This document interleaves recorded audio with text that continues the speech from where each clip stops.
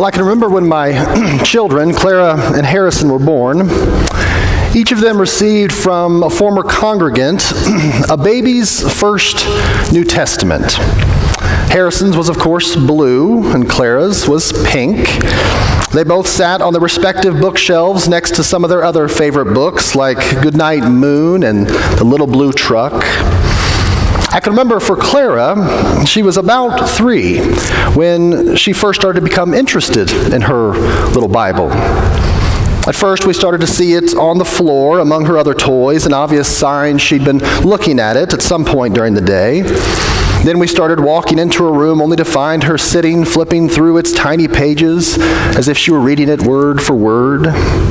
Other days, we'd find her staring at the picture of Jesus holding a sheep just inside its front cover.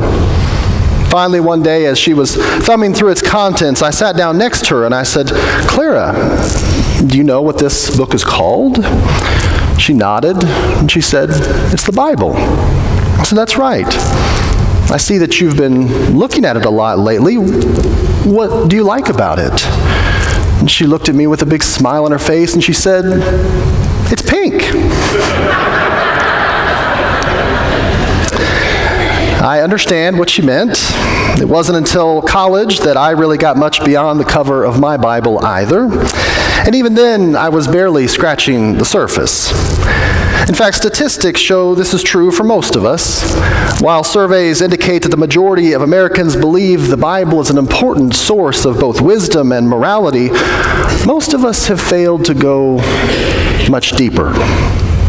According to recent research, only 1 in 5 Americans have read the entire Bible in its capacity, including only 99% who've read through it multiple times. More than half, 53%, have read relatively little of it, and 1 in 10 haven't read it at all. The truth is, for most of us, our beliefs are based on a handful of verses and a few stories. Some of those we learned in Sunday school as children. Others we learned from those saints in our lives or picked up in an aha moment here or there. But my guess is some we've learned as a means of survival. Not so much to justify our own theology as to debunk that of others. Or at least that's true for me. In fact, I worry that more often than not, I spend more time proving a text should not be read literally than necessarily taking it seriously for my own life. Take our reading this morning, for instance. We could spend an entire sermon on the problems of interpreting just one word in the first verse by simply asking the question, who are these enemies Jesus says we are to love? Is it our country's enemies? Because I'm not sure that's all that clear anymore. Regardless, I thought our enemy was terrorism, which really isn't a person, but rather an idea. The truth is, if we were to go by our actions and our words, you would think our real enemies were one another, or at least those of the opposite political party, or even for some, our own president. Of course, then there's the dilemma of the neighbor who won't get his dog to be quiet during the night, no matter how many times you've politely asked, or the undocumented woman who came to our country fleeing violence in her own, but is nevertheless still living here illegally, or the friend on Facebook who's sharing overtly racist or misogynistic or homophobic articles on your page as if they're funny. Are they our enemies? And what if that neighbor with the dog is your son's school teacher? Or that undocumented woman is someone upon whom your business has come to rely? Or that Facebook friend happens to be your mom or your dad? In the end, isn't the enemy really within us all? You know, that thing deep down with which we struggle every day? That temptation that won't let us go? That secret that burdens us every night? That's one of the ways Webster's defines it. Anything that harms or weakens something else. Don't get me wrong, these are all really good questions. A reminder that whenever we read Scripture, we're always interpreting it.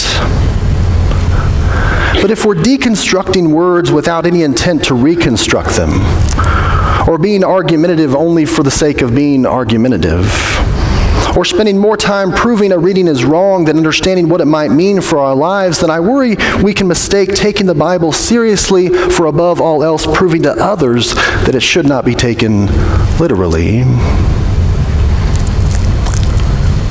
And I'm not alone. I suspect biblical scholar Walter Wink might say the same. Or at least he seems to be concerned not just with debunking literal interpretations that demean others, but also, when possible, using context to show how the same reading, in fact, offers new life. I'm going to invite Phil and John forward this morning to help me demonstrate this. Again, let's use this morning's reading as an example. Throughout history, Jesus' commandment to turn the other cheek has been used by slave masters to slaves, by men to women, and by oppressors to the oppressed to ensure that those without power passively receive the punishment they get. In other words, when you're slapped by your oppressor, you should turn your other cheek and be slapped again. But Wink says, if you understand this passage's context, that's not what Jesus is saying at all. So in walk a lawyer and an insurance broker to a bar.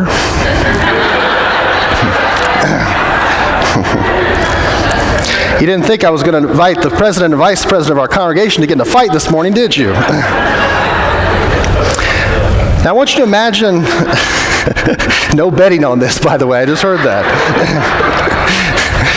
Now I want you to imagine if I were your assailant and I were to strike a blow with my right fist at your face, which cheek would it land on?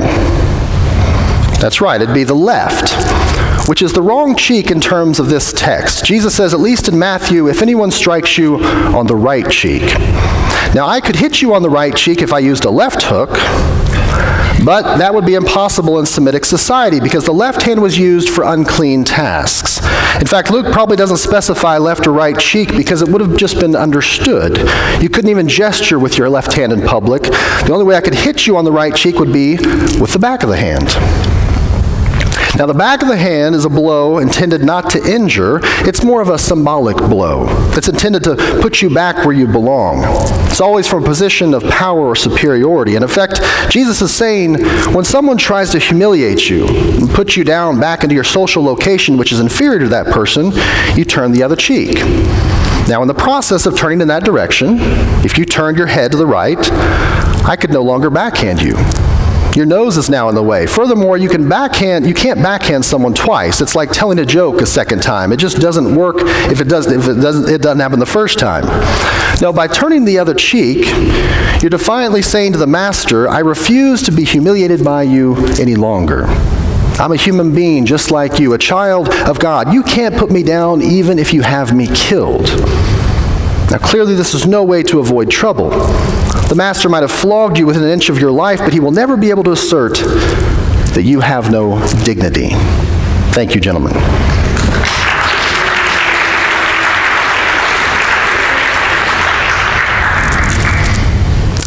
In other words, this is a passage about actively resisting, not passively receiving. This is an interpretation that deconstructs a harmful history and reconstructs a hopeful future. This is a reading that takes the Bible seriously, but not necessarily literally.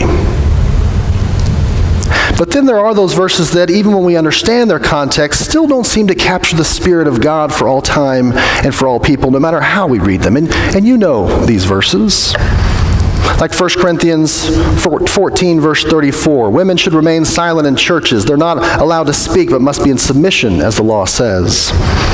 And Colossians chapter 3, verse 22. Slaves, obey your earthly masters in everything you do. Try to please them all the time, not just when they're watching you. Do we still need to take these verses seriously? Are these verses God's timeless word? Well, I can only tell you how Christianity has answered this question throughout its history. And the answer is no.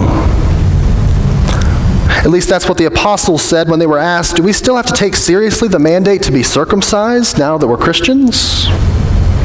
That's what those who decided on what made it into the Bible when they said, do all these manuscripts circulated by Christians, do they all really need to be part of the canon? That's what we say every time we eat shellfish or wear clothing of blended materials or choose not to take on multiple spouses. Just because a verse in the Bible commands it doesn't mean we automatically live by it.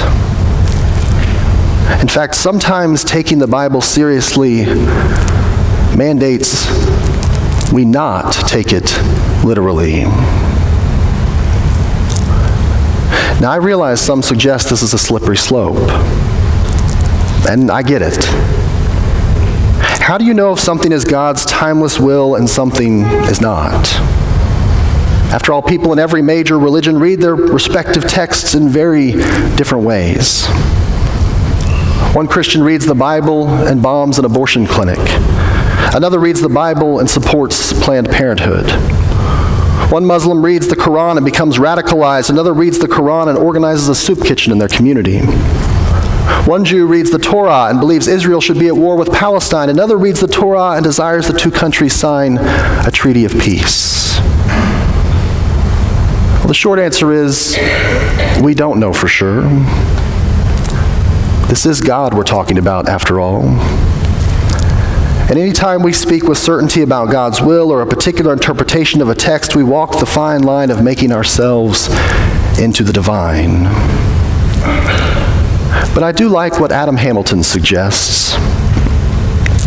Hamilton says that when Jesus is asked about the most important commandment, he boils everything down to love God and love your neighbor. Which means this is the place we ought to always start. In fact, he suggests this verse might act as a sort of colander or strainer through which we filter out the faithful from the unfaithful. In other words, when you put a passage or even an interpretation of a passage through that colander of the greatest commandment, what's left is what we need to hold on to, but what goes through, perhaps we need to let go of. So Luke chapter 6, verse 27, we read this morning, love your enemies, do good to those who hate you, bless those who curse you, pray for those who abuse you, love God, love your neighbor. That seems to fit.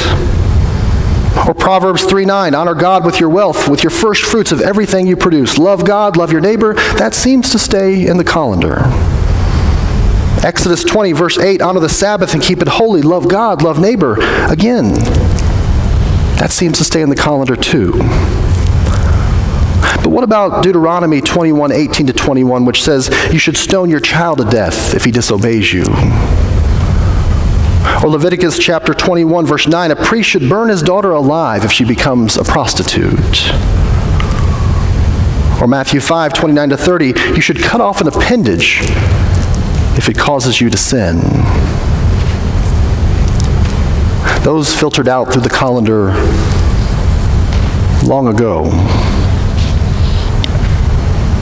Doing what we say here at Sandy Springs Christian Church, to take the Bible seriously but not literally, it's complex. It requires we go deeper. Studying our Bibles with people of different perspectives, learning from the Academy and its scholars who spend their lives on these ancient texts. And yes, from time to time, even confronting ourselves with the question, does my interpretation here reflect love of God and love of neighbor? Turns out the old cliche is true after all. You simply can't judge a book by its cover.